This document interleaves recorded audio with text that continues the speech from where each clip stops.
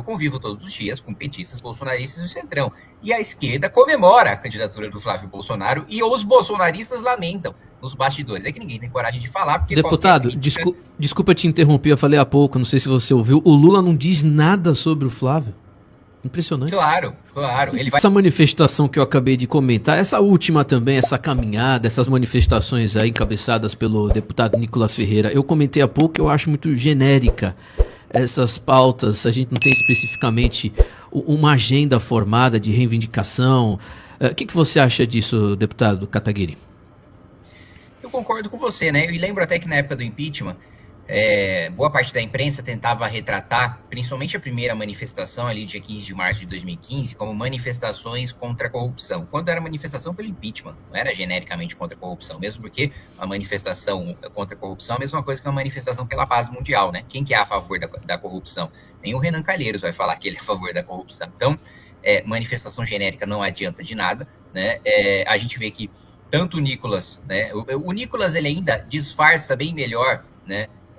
Em pelo menos falar agora sobre Toffoli, né, durante todo esse período em que ele ficou calado, pelo menos ele começou a falar agora. Agora, quando a gente vai falar de Flávio Bolsonaro, quando a gente vai falar de Tarcísio de Freitas, é um silêncio assim sepulcral, né? E mesmo que o Nicolas fale do Toffoli e do Alexandre de Moraes, ele não fala do Zettel, ele não fala de doações milionárias para o Bolsonaro, ele não fala de doações milionárias para o Tarcísio, ele não fala de Lagoinha. Então, se você não tem o compromisso, ele não fala de Ciro Nogueira, né, que é um dos principais aliados ali na chapa do Flávio Bolsonaro e é o melhor amigo político do Vorcaro. Então, se você não tem... claramente não existe uma verdadeira disposição de fazer com que todo mundo envolvido no caso seja preso, mesmo porque se todo mundo do caso for preso, bolsonaristas serão presos e isso não é do interesse do clã.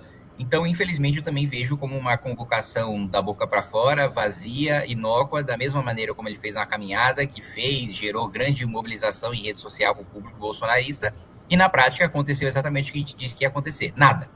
Deputado, você trabalha para a sua reeleição pelo partido Missão.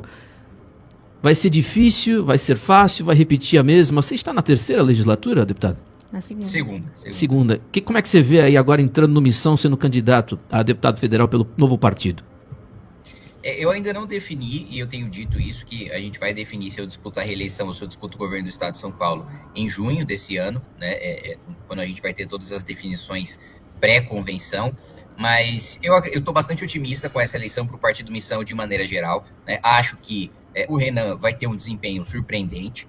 Acho que a escolha do Flávio Bolsonaro no campo bolsonarista foi o pior possível para o campo bolsonarista e o melhor possível para o PT, né? O que vai levar também, e eu acho que esse é o nosso principal argumento na eleição, entregar a direita para o Flávio Bolsonaro é entregar a reeleição do Lula. A gente só tem alguma esperança de derrotar o Lula se no segundo turno o candidato da direita não for o Flávio Bolsonaro. Se for o Flávio Bolsonaro, esquece, ele vai ser moído, ele vai ser trucidado, né? Não tem ninguém que esteja mais interessado na candidatura do Flávio. E assim, isso eu convivo todos os dias com petistas, bolsonaristas e o Centrão. E a esquerda comemora a candidatura do Flávio Bolsonaro e os bolsonaristas lamentam nos bastidores. É que ninguém tem coragem de falar, porque... Deputado, crítica... desculpa te interromper, eu falei há pouco, não sei se você ouviu, o Lula não diz nada sobre o Flávio.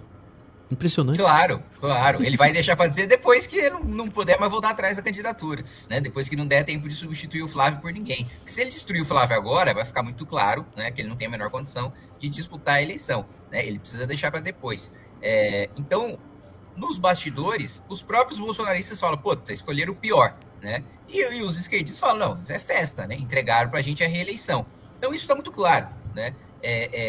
Nem a esquerda fala isso publicamente, porque não interessa, só vai interessar depois que acontecerem as convenções, e os bolsonaristas nunca vão admitir o que eles admitem nos bastidores, porque, né, eles têm esse servilismo, né, ao Bolsonaro, que qualquer pequena crítica que eles fazem, eles já têm medo de serem cancelados dentro do bolsonarismo e darem espaço na fila para outro bolsonarista do seu estado ganhar a vaga de deputado federal.